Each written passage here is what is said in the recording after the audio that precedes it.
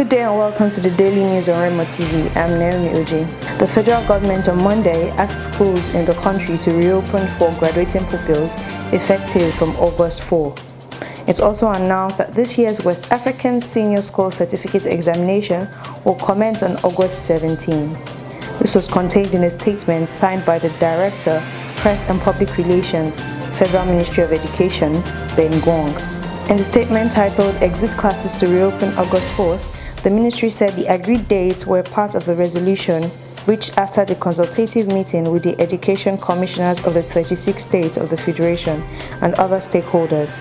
It had earlier been reported that the federal government initially announced that the 2020 WASC would start on August 4th through to September 5, but later cancelled the planned reopening of schools for graduating pupils, citing health concerns amidst the coronavirus pandemic, which had necessitated the closure of schools across the country since March. A yet-to-be-identified motorboy attached to a truck carrying a container has lost his life in an accident at the Lagos-Ibadan Expressway in Ogun State. It was gathered that the motorboy died after the truck somersaulted. The spokesperson for the Ogun State Traffic Compliance and Enforcement Corps, Babatunde Akinbiyi, confirmed the accident in Abeokuta on Sunday. He explained that the containerized truck was outbound Lagos from Apapa to an unknown destination when the accident happened. West African leaders kicked off a virtual summit on Mali's deepening political crisis on Monday, officials said, after two efforts at mediation this month ended conclusively. Heads of countries in the 15-nation economic community of West African states, of which Mali is a member, are to discuss ways to diffuse tension between the opposition and President Ibrahim Keita. Anti-Keita protests on July 10 spiraled into clashes, leaving 11 dead and the worst bout of political unrest Mali has seen in years. Keita, who came to power in 2013, has come under increasing pressure to end Mali's long-running jihadist conflict.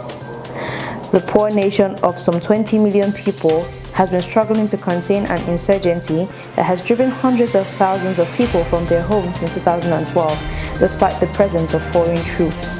On the international scene, the American flag was lowered at the U.S. consulate in China's Chengdu city on Monday, and Chinese authorities entered the building as Beijing carried out a Cold War-style retaliatory closure of the mission.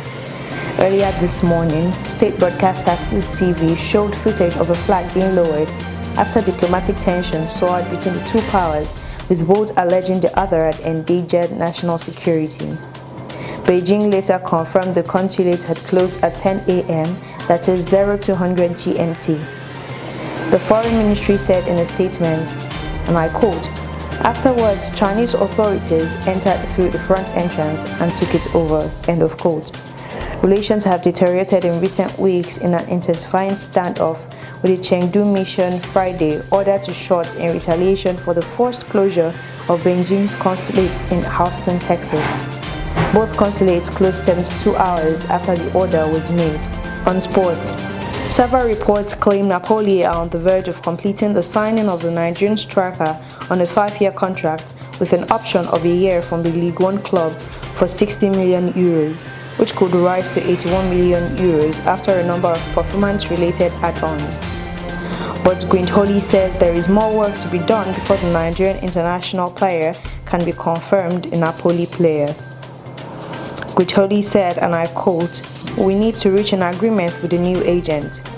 Osimhen is a lad we're interested in, and we'll see, but negotiations are not far as forward as everyone thinks," end of quote. A 21-year-old scored 18 goals in 32 games for Lille last season.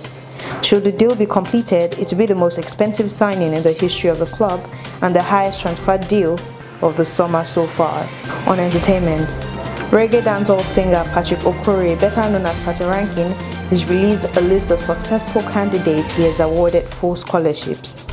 The Patoranking scholars will be rewarded with 100% paid tuition and an opportunity to be part of what he called the next generation of extraordinary African leaders and entrepreneurs at the African Leadership University. The list comprises of 2 Nigerians, Chidera Ndadozie and Abdulmalik Usman, 1 Ghanaian, Emmanuel Makwe, 1 Tanzanian, Hadness Range, 1 Zimbabwean, Hanisani Nlea one Ugandan, Amos Kasumba, and Liberia's Kafumba Darame. That's it for the Daily News today. Join us tomorrow for more stories. Check out our social media platforms on Instagram, Facebook, Twitter, and YouTube. Don't forget to subscribe to our YouTube channel. Also visit our website at www.remotv.com.ng. I'm Naomi Uji. Bye for now.